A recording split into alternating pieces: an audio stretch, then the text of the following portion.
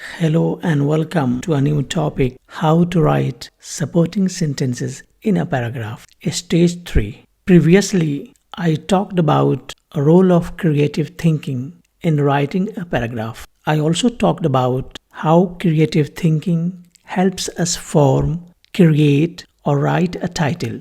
I also talked about what is a topic sentence and what role does it play in the paragraph. And we also talked about how to write a topic sentence. So if you haven't come across these topics, please go back to the previous video lessons. And now we are going to talk about how to write supporting sentences.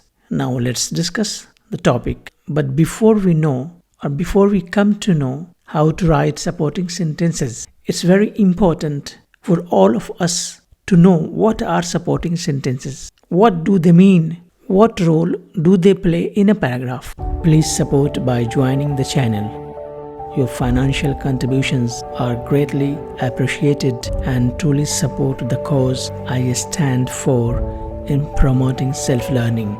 By becoming a member, you will gain the opportunity to delve deeply into subjects such as linguistics, literature, and other fields of knowledge. Our members-only videos are recrafted to simplify the complex linguistic concepts. Thank you for your support. Now let's discuss the current topic. The first point is the supporting sentences make up the body of the paragraph. We have some more ideas. They explain the main idea. They give reasons and evidence to support the core idea presented in the topic sentence. In other words, they add details, facts, and examples to the central point. Each supporting sentence must relate directly to the topic sentence. Now we move on to our next stage of discussion, and that is using transitions to write supporting sentences. Using transitions and logical connections between sentences is key for a smooth flow of ideas. Here are some examples showing different types of transitional words in action within a paragraph. What are they? Sometimes we can use first, second, third, and then we can complete our idea with finally. Then we have some other transitional words or phrases like in addition, further, furthermore. Then we have however, similarly, in the same way. We have so many transitional words.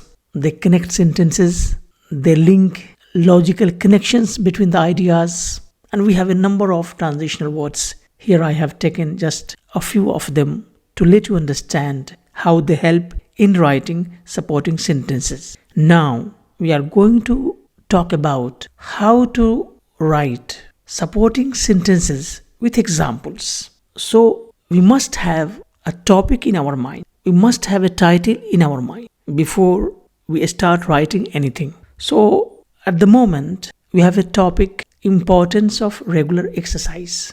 This is the topic of our paragraph. This is the title of our paragraph. Okay? Now the second stage of writing is to write a topic sentence for this topic, for this title. And the topic sentence for this topic, as I understand and feel, I write, the importance of regular exercise should not be underestimated. You can write topic sentence in a way you like, but you must keep in mind that topic sentence must contain the elements or the phrase or the words of topic itself in the first sentence. So we have done two things. First, we have selected the topic, the title of the paragraph, and the second stage, we have already written the topic sentence. Now we need to write supporting sentences, the main body, and the supporting sentences for this topic should be like this. It strengthens the heart.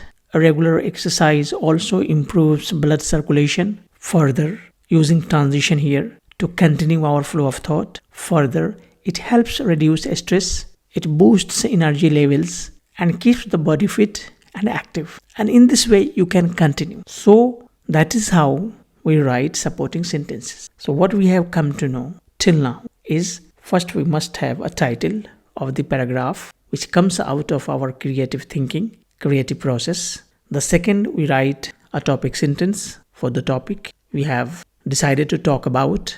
And the third stage is to write supporting sentence. Hope you understand the concept. Thank you and goodbye. In my next lesson, I will talk about conclusion of the paragraph.